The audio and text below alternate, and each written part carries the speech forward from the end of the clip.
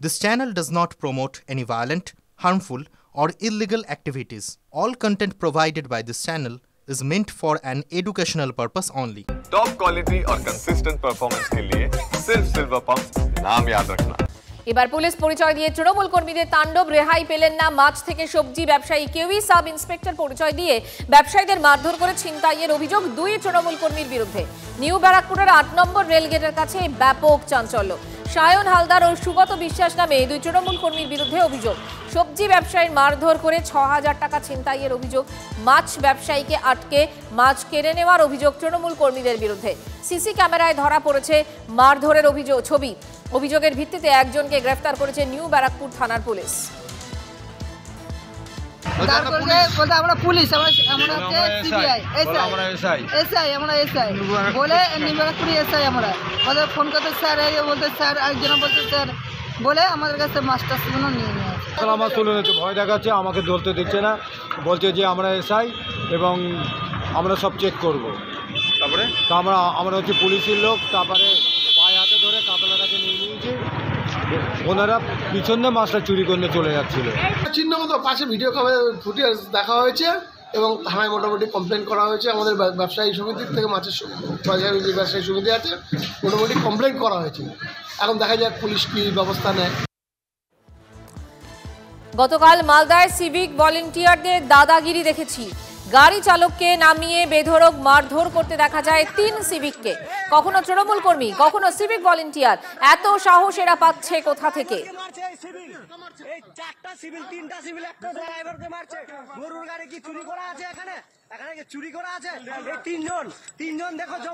একই সঙ্গে দুটো ছবি আপনাদেরকে দেখাচ্ছি, আজকের আর গতকালের ছবি। তৃণমূল কর্মীর তাণ্ডব একদিকে দেখাচ্ছি এবং গতকাল যেভাবে সিভিক ভলেন্টিয়ারদের দৌরাত্ম দেখেছিলাম আমরা, সেই ছবিও আপনাদেরকে দেখাচ্ছি। শাসক কর্মী থেকে সিভিক, এরা এত সাহস পাচ্ছে কোথা থেকে? কাদের মদতে পাচ্ছে?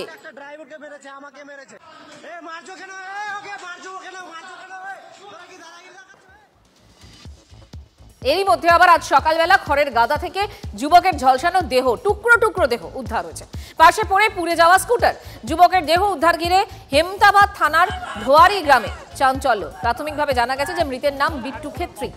শুক্রবার রাত থেকে নিখোঁজ ছিলেন ওই যুবক। আজ সকালে স্থানীয়রা দেহ জ্বলতে দেখে পুলিশে খবর দেয়।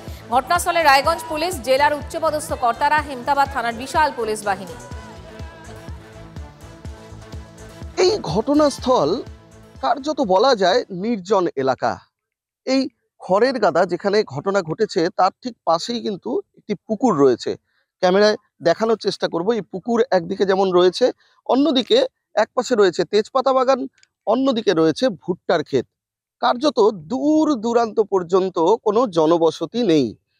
সুতরাং দুষ্কৃতীরা স্থানীয় হতে পারে, এমনকি পূর্ব পরিকল্পনা ছিল এই খুনের ঘটনার, এমনটাই কিন্তু পুলিশ প্রাথমিকভাবে মনে করছে।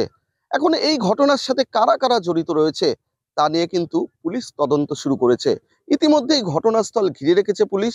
এই বিষয়ে লিখিত অভিযোগের ভিত্তিতে ঘটনার পূর্ণাঙ্গ তদন্ত হলেই বেরিয়ে আসবে আসল রহস্য। উত্তর দিনাজপুর থেকে রূপক ঘোষ, TV9 বাংলা। এটা তো একদম মর্মান্তিক ঘটনা। এরকম ঘটনা আমাদের বাঙাল বাড়িতে ঘটেনি, কিন্তু এটা ঘটছে। মানুষ তো আতঙ্ক হয়ে গেছে যে এইভাবে যে এই বিট্টুকে, ছেলেটা খুব ভালো শান্তপ্রিয় ছেলে ছিল, বিজনেস করে চলতো, কিন্তু এই যে খণ্ড খণ্ড করে ওকে পুড়িয়ে মারলো, এটা আমি চাচ্ছি পুলিশ সঠিক তদন্ত করে তার ব্যবস্থা নেওয়া হোক। এটা মানুষ এখন আতঙ্কে আছে। জলপাইগুড়ির রাজগঞ্জে বিএসএফ এর উপর হামলা, গরু পাচারকারীদের জখম বিএসএফ জওয়ান। পাল্টা গুলি, সীমান্তরক্ষী বাহিনীর মৃত্যু হলো এক গরু পাচারকারী। বিএসএফ এর গুলিতে আরও বেশ কয়েকজন পাচারকারী আহত হয়েছে বলে সূত্রের খবর। পলাতক গরু পাচারকারীদের খোঁজে তল্লাশি। উদ্ধার হয়েছে 2টি গরু। সূত্রের খবর যে বাংলাদেশি গরু পাচারকারীর মৃত্যু হয়েছে তার নাম আলামিন। দীর্ঘদিন ধরেই ভারত বাংলাদেশ সীমান্ত এলাকায় গরু পাচার কারবারে যুক্ত ছিল সে। এই মুহূর্তে নীলেশ্বর আমাদের সঙ্গে রয়েছেন, আমাদের প্রতিনিধি। নীলেশ্বর, কি খবর পাচ্ছ?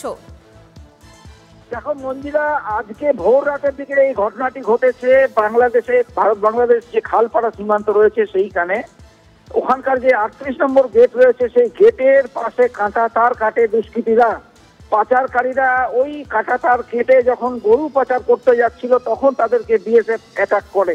তাদেরকে আটকাতে গেলে পরে বিএসএফ এর উপর চড়াও হয়। সেই সময় বিএসএফ 10 রাউন্ড শূন্যে ফায়ার করে।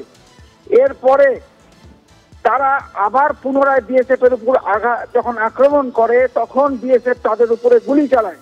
সেই গুলিতে একজন দুষ্কৃতী মারা যায়, একজন পাচারকারী মারা যায়। এরপর আরো পাচারকারীরা পুনরায় বিএসএফ এর উপর যখন আবার চড়াও হয় তখন আত্মরক্ষার্থে বিএসএফ আবার গুলি চালায়। অর্থাৎ বারবার গুলির লড়াই হয়েছে এবং যেটা শোনা যাচ্ছে, যেটা সূত্র মারফত জানা যাচ্ছে যে আরো কয়েকজন কিন্তু এখানে এই জখম বা আহত হয়ে এইসব জায়গায় কোথাও লুকিয়ে থাকতে পারে। তার জন্য সীমান্ত পুরো সিল করে দেওয়া হয়েছে। বন্ধুরা, ধন্যবাদ নীলেশ্বর।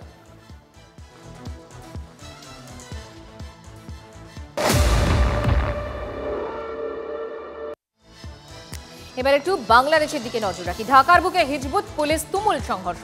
হিজবুত নিয়ে বিপাকে ইউনূস সরকার, কি করে খোদ রাজধানীর বুকে মিছিল নিষিদ্ধ জঙ্গি সংগঠনের? বাংলাদেশের অন্দরেই প্রশ্নের মুখে ইউনূস জামানাতেই গোটা বাংলাদেশ জুড়ে প্রকাশ্যে বারবারন্ত এই হিজবুত তাহরির সংগঠনের। দেশ জুড়ে মার্চ ফর খেলাফতের ডাক। ঢাকার মিছিলে প্রথম সারিতে জেল পালানো হিজবুত নেতারা। অসহায় বাংলাদেশ প্রশাসন। ঢাকার মিছিল শেষ মুহূর্তে রোখার চেষ্টা পুলিশের। মৌলবাদী জঙ্গি সংগঠনের চাপে মুখে ইউনূস সরকার। আইএসপন্থী হিজবুতকে রুখতে গিয়ে কি গৃহযুদ্ধের মুখে এবার ইউনূস প্রশাসন? হিজবুতকে দরাজ শংসাপত্র আনসারুল্লাহ প্রধান জসিমউদ্দিন রহমানীর। হিজবুত জঙ্গি নয় দাবি জসিমউদ্দিনের। মৌলবাদীদের প্রশ্রয় দিয়ে নিজেরাই এই মুহূর্তে বিপাকে ইউনূস সরকার। এই ইমতিয়াজের সাথে আমি বৈঠক করেছি জেলখানাতে। গতকাল দেখলাম তাকে গ্রেপ্তার করেছে। এখন এই জঙ্গি নাটক শেষ হয় নাই। মনে রাখবেন, হিজবুত তাহরিররা কোনো জঙ্গি না। ওরা শুধু লিফলেট বিতরণ করে খেলাফতের নাম বলে। হিজবুত তাহরিরের সঙ্গে আমাদের অত বেশি দ্বিমত নাই। ওরা এমনি হানাফি মাযহাবের অনুসরণ করে, আকীদার ক্ষেত্রে একেবারে খারাপ না। শুধু একটা জায়গা পার্থক্য, নুসরা। বিপাকে ইউনূস প্রশাসন।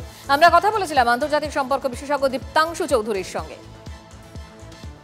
এখন যে ইউনূস সরকার আছে এটা এক মৌলবাদীদের সরকার, দুর্বৃত্তের সরকার। তারা এই আইএসআই এর সঙ্গে যোগাযোগ করে একটা সুন্দর রাস্তা এই মৌলবাদী সংগঠনগুলোকে বানিয়ে দিচ্ছে। এই মৌলবাদী সংগঠন যে রিসোর্সেস এবং ফান্ডিং আইএসআই এর মাধ্যম দিয়ে পাচ্ছে, এটা একটা সময় বন্ধ হবে, খুব শিগগিরই বন্ধ হবে। এবং আমি একটা জিনিস বাংলাদেশে যারা দেখছে তাদের জন্য বলতে চাই, ভারত আপনাদের পাশে আছে। ভারত বন্ধু দেশ ছিল, ভারত বন্ধু দেশ থাকবে।